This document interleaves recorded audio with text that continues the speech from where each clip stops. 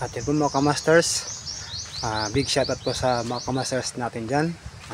Dito po tayo mga kamasters sa Sitio Rawis, kung saan po mga kamasters ipapakita ko po sa inyo kung gaano po kaganda na ang mga kakao dito sa Rawis. Nice. Dahil po yan sa pangalaga ng aking kapatid na si Kuya Rody, sa pananatili niya pong kalinisan sa bawat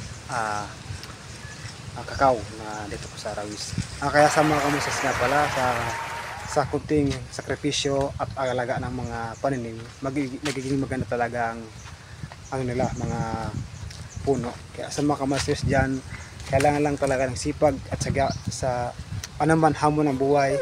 Kailangan natin talaga magsumikap para mas makakuha natin ng magandang mga siblings and din mga bunga.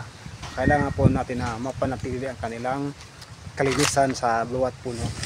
Kaya sa mga kamasters natin dyan, araw-araw sipag lang, kasi sa anumang hirap na ating tinatak sa buhay natin ngayon, personally, dapat magsumikap sa pamumuhay.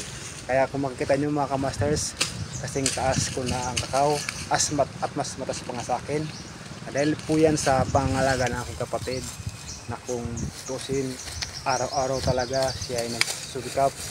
Lagi niyang pinapangalagaan ng maging maganda ang mga tubo ng mga kakao. Kaya wala pa man siyang bunga ngayon sa panahon, dahil sa siyempre hindi pa naman talaga panahon ng kanyang bungahan.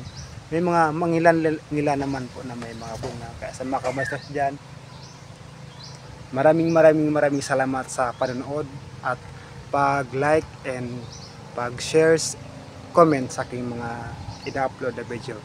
Maraming salamat. Shoutout nga pala kay Joey Pardinas. Sa mga kamasters, thank you.